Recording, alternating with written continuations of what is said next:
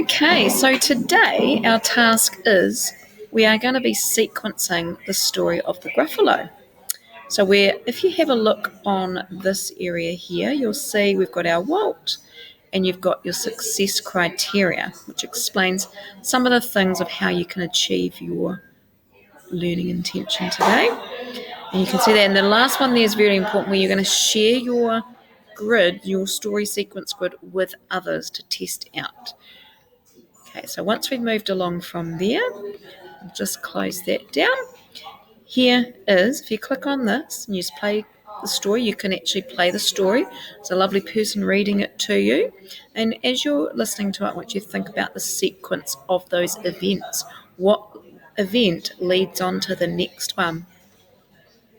Once you've read the story and you and your buddy has talked about it, then I want you to go to your story retelling. So your story retelling actually looks a little bit like this.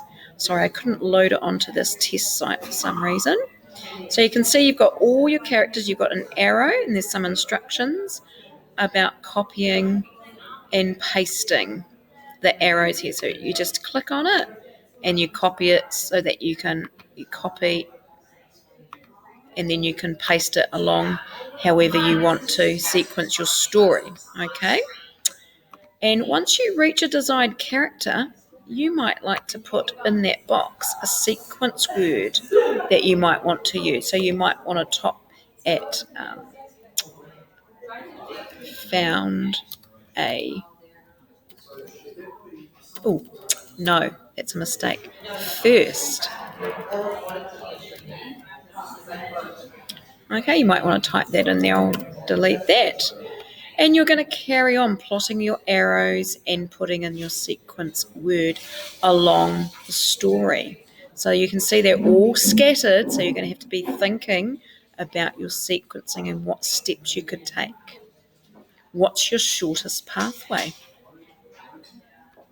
Now, once you've done that, you want to move back into your